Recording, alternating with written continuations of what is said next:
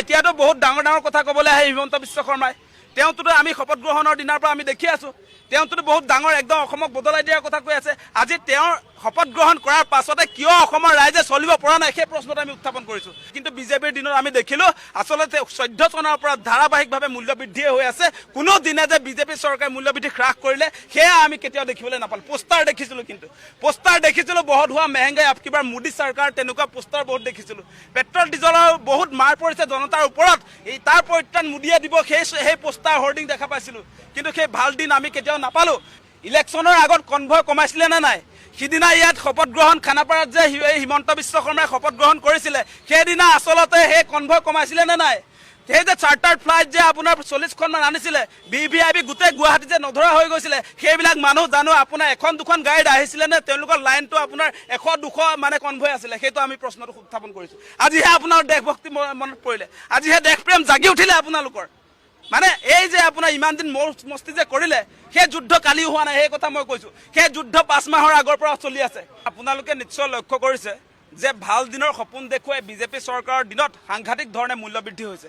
যোৱাকালিৰ পৰা আপোনালোকে নিশ্চয় দেখা পাইছে যে পেট্ৰল প্ৰায় 103 টকা হ'ল আৰু ডিজেল 95 টকা হৈছে।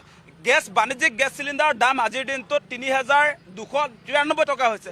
এই মুহূৰ্তত আচলতে অসমৰ ৰাইজ কোনো কাৰণতে চলিব পৰা নাই। আপোনালোকে নিশ্চয় দেখা পাইছে কেৱল পেট্ৰলজাত সামগ্ৰীৰ যে দাম বৃদ্ধি হৈছে তেনেকুৱা নহয়। আজি যদি অত্যাৱশ্যকীয় সামগ্ৰীৰ ক্ষেত্ৰত চাই, আজি চাউল দাইল যিবিলাক আমাৰ প্ৰয়োজনীয় দৈনন্দিন প্ৰয়োজনীয় খাদ্য সামগ্ৰী আকাশলংঘী মূল্য বৃদ্ধি হৈছে। এই চৰকাৰখনে এতিয়া ক'ব যে মধ্যপ্ৰাচ্যত যুদ্ধ চলি আছে, গতিকে এতিয়া দাম অধিক দামত ৰাইজে চলিব লাগিব, সেই কথা ক'ব। সেইটো বোলে দেশভক্তিৰ নিয়ম বুলি কৈছে। গতিকে সেই কথা নহয়। এই যুদ্ধ কালি আৰম্ভ হোৱা নাই নহয়, এই যুদ্ধ আজি 5 মাহ উকলি গৈছে। ইৰাণ ইজৰাইলৰ যুদ্ধ আজি হোৱা নাই, সেই কথা ক'লে নহ'ব।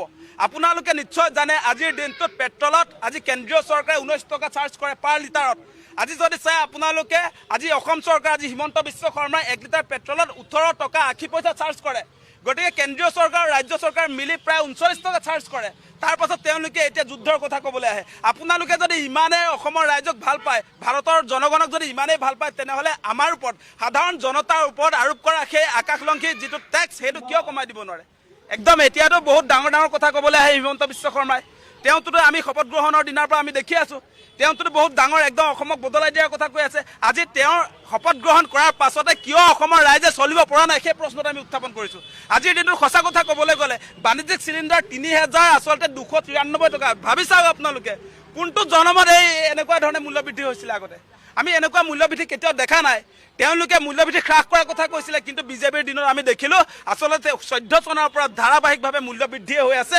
কোনো দিনে যে বিজেপি চৰকাৰে মূল্য বৃদ্ধি হ্ৰাস কৰিলে সেয়া আমি কেতিয়াও দেখিবলৈ নাপালোঁ। পোষ্টাৰ দেখিছিলোঁ, কিন্তু পোষ্টাৰ দেখিছিলোঁ বহুত হোৱা মেহেংগাই আপ কিবাৰ মোদী চৰকাৰ, তেনেকুৱা পোষ্টাৰ বহুত দেখিছিলোঁ। পেট্ৰল ডিজেলৰ বহুত মাৰ পৰিছে জনতাৰ ওপৰত, এই তাৰ পৰিত্ৰাণ মোদীয়ে দিব সেই পোষ্টাৰ হৰ্ডিং দেখা পাইছিলোঁ। কিন্তু সেই ভাল দিন আমি কেতিয়াও নাপালোঁ। গতিকে আমাৰ স্পষ্ট কথা, এনেকৈ আচলতে আকাশলংঘী মূল্য বৃদ্ধিৰ জৰিয়তে সাধাৰণ মানুহক জীয়াই থকাৰ যিটো পৰিৱেশ তেওঁলোকে নাইকিয়া কৰি পেলাইছে, এইটো কাৰ্যসূচী বন্ধ কৰিব লাগিব। ৰাইজে সন্মান সহকাৰে জীয়াই থাকিবলৈ পাব লাগিব। কোনো কাৰণতে এনেকৈ আচলতে ৰাজ্যৰ ওপৰত মাধমাৰ সোধা যিটো কাৰ্যসূচী বিজেপি চৰকাৰে আনিছে, ইয়াক কেতিয়াও গ্ৰহণ কৰা নহয়। তাৰ কাৰণে আমি স্পষ্ট কৰি দিছোঁ। আগত কনভয় কমাইছিলে নাই? ইলেকশ্যনৰ আগত কনভয় কমাইছিলে নে নাই? সিদিনা ইয়াত শপত গ্ৰহণ খানাপাৰাত যে হিমন্ত বিশ্ব শৰ্মাই শপত গ্ৰহণ কৰিছিলে, সেইদিনা আচলতে সেই কনভয় কমাইছিলে নে নাই? সেই যে চাৰ্টাৰ ফ্লাইট যে আপোনাৰ 40খনমান আনিছিলে, VVIP গোটেই গুৱাহাটী যে নধৰা হৈ গৈছিলে, সেইবিলাক মানুহ জানো আপোনাৰ এখন দুখন গাড়ীত আহিছিলে নে তেওঁলোকৰ লাইনটো আপোনাৰ 100-200 মানে কনভয় আছিলে? সেইটো আমি প্ৰশ্নটো উত্থাপন কৰিছোঁ। আজিহে আপোনাৰ দেশভক্তি মনত পৰিলে, আজিহে দেশপ্ৰেম জাগি উঠিলে আপোনালোকৰ। মানে এই যে আপোনাৰ ইমান দিন মস্তি যে কৰিলে সেই যুদ্ধ কালি হোৱা নাই, সেই কথা মই কৈছোঁ। সেই যুদ্ধ 5 মাহৰ আগৰ পৰা চলি আছে। সেই যুদ্ধৰ কাৰণে তেওঁলোকে দোহাই দিছে। আৰু এতিয়া যে তেওঁলোকে মূল্যবৃদ্ধি নিয়ন্ত্ৰণ কৰিব পৰা নাই, সেই ব্যৰ্থতাটো স্বীকাৰ কৰিব যে নোৱাৰে, সেইকাৰণে তেওঁলোকে দেশবাসীক এই আহ্বানটো জনাইছে। আচলতে বেলেগ একো কথা নাই, সেইটো স্পষ্ট।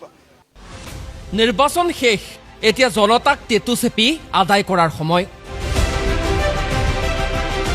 সিদিনালৈকে বিজেপি নেতৃত্বাধীন চৰকাৰখনৰ সুৰ আছিল বেলেগ। দেশৰ জনতাক বুজনি দিয়া হৈছিল যে আতংকিত নহ'ব। দেশত নাটনি হোৱা নাই ইন্ধনৰ। কিন্তু নিৰ্বাচনী ফলাফলৰ এটা পষেকেই পাৰ নহ'ল। জনতাক ইন্ধন ৰাহিৰ পৰামৰ্শ দিয়া হ'ল।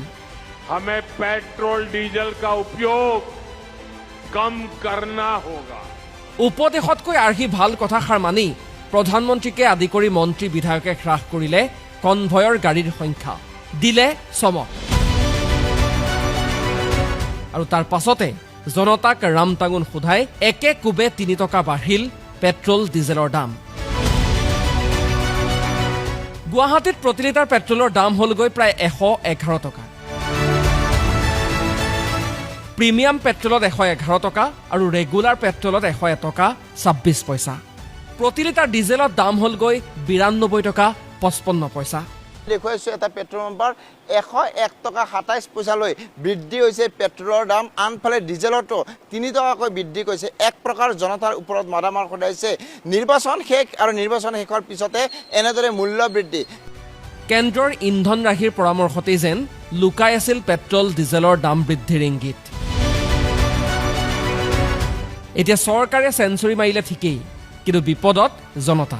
দিগদাৰ হৈছে অলপ। এতিয়া আমি অনলাইন ভাড়া মাৰোঁ যিহেতু অলপমান দিগদাৰ হয় আৰু আগতে 1-2 টকা হ'লেও কম আছিল যিহেতু। বস্তুহে দাম বাঢ়ি আছে, কিন্তু আমাৰ কৰ্মচাৰীতো দাম বাঢ়া নাই, পইচাটো ঠিকেই আছে। বহুত সন্মুখীন হৈছোঁ অসুবিধাৰ। এতিয়া গাড়ী চলাই আছোঁ, আমি ভাড়া মাৰি আছোঁ, যেনেকৈ ৰেপিড' ভাড়াটোতো আগতটোৱে দি আছে, কিন্তু তেলৰ মূল্যটো বহুত বেছি হৈ গ'ল। মূল্যবৃদ্ধিটো এটা বহুত ডাঙৰ সমস্যা বৰ্তমান সময়ত।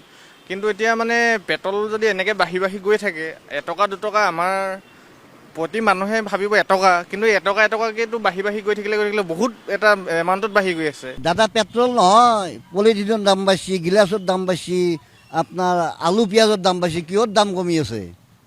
বৰ্তমান চবৰে দাম বাঢ়িব। এতিয়া পেট্ৰলত গাড়ী তেল ভৰাব অলপ কমাই দিছি, কেইদিনমান পিছত খতো অলপ বন্ধ কৰি দিব লাগিব। 3000 জেগাত 2 সাঁজ খাব লাগিব, 2000 জেগাত 1 সাঁজ খাব লাগিব। দৰকাৰ দাম বাঢ়া বুলি কৈছে মোদী, এইটোৰ উপায় নাই, মানি ল'ব লাগিব।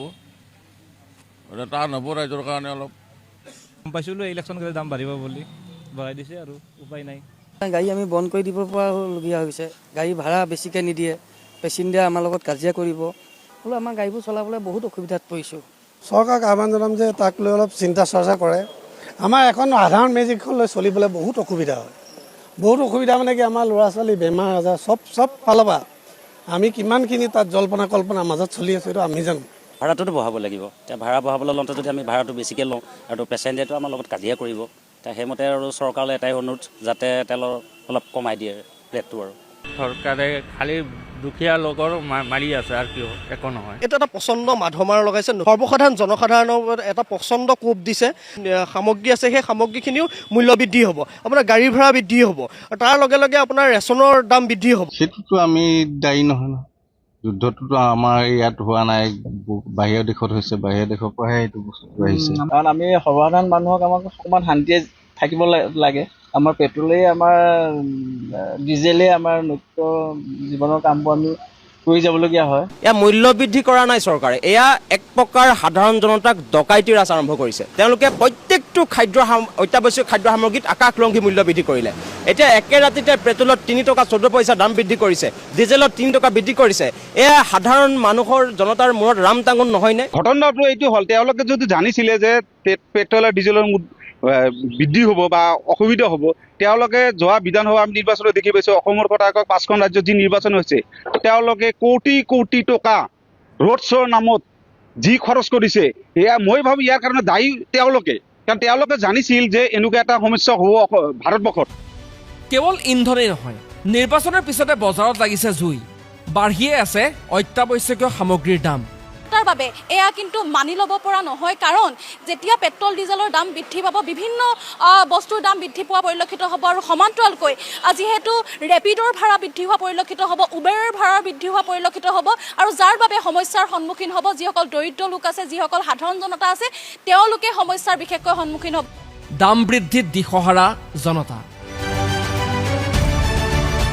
বাঢ়িল LPG CNGৰ দাম, গাখীৰ সোণ ৰূপৰো দাম বৃদ্ধি, দাম বাঢ়িল খাদ্য সামগ্ৰীৰ, চাউল, চেনি, মিঠাতেল, দাইল, আটা, চিৰা, বুট, মগু, ব্ৰেড সকলোতেই দাম বৃদ্ধি। जिस प्रकार से पेट्रोल के दाम बढ़ा दिए, शासन चलाने की नाकामयाबी का जीता जागता सबूत है। देश की जनता के अंदर भारी आक्रोश है। मैं आशा करूंगा कि प्रधानमंत्री जी देश की स्थिति को गंभीरता से ले। महंगाई अगर आपने सरकार न बनाई होती तो पता नहीं महंगाई ने क्या हाल कर दिया होता। हमने महंगाई को रोकने में सफलता पाई है। বিগত এটা মাহত মুদ্ৰাস্ফীতি 3.88%ৰ পৰা 8.3%লৈ বৃদ্ধি পালে। প্ৰধানমন্ত্ৰী মোদীৰ ভুলৰ বাবেই হুৰাহুৰে বাঢ়িছে দাম। ইন্ধন তথা সামগ্ৰীৰ দাম বৃদ্ধিক লৈ এইদৰে প্ৰধানমন্ত্ৰীক আক্ৰমণ ৰাহুল গান্ধীৰ। অত্যধিক দাম বৃদ্ধিৰ বাবে প্ৰধানমন্ত্ৰীক দাম বৃদ্ধি মানৱ আখ্যা কংগ্ৰেছৰ অভিযোগ 11 বছৰত পেট্ৰল ডিজেলৰ পৰাই লুণ্ঠন কৰিছে 43 লাখ কোটি টকা। মোদী চৰকাৰৰ দিনত কিমান দাম বাঢ়িল তালিকা দিলে কংগ্ৰেছে। 11 साल से मोदी सरकार ने हिंदुस्तान के लोगों से 43 लाख करोड़ पेट्रोल डीजल से लूटे हैं, यानी 1000 करोड़ हर रोज। 26 मई 2014 को पेट्रोल की कीमत थी 71 रुपया 41 पैसा प्रति लीटर, और आज 3 रुपए का इजाफा करने के बाद दिल्ली में पेट्रोल की कीमत है 97 रुपया 77 पैसे प्रति लीटर। 2014 में जब हमने सरकार छोड़ी और 13, 14, 12 में आप चेक करिए, क्रूड ऑयल का रेट था $100 प्रति बैरल से लेकर $108 प्रति बैरल कच्चा तेल था। वेस्ट एशिया वॉर को अगर मैं छोड़ दूं तो फिर कच्चे तेल का एवरेज रेट रहा है मोदी सरकार में $70 पर बैरल। অনাগত দিনত যদি ইন্ধনৰ যোগান সুচল নহয়, দাম বৃদ্ধি যদি নিয়ন্ত্ৰণ কৰিব নোৱাৰে, অধিক ভয়াবহ হ'ব দেশৰ পৰিস্থিতি। সামগ্ৰীৰ দাম বৃদ্ধিয়ে আৰু অধিক জুৰুলা কৰিব দেশৰ জনতাক। জিতুমণি ডেকা আৰু তুস্মিতা গগৈ ৰিপৰ্ট, অসম লাইভ 24।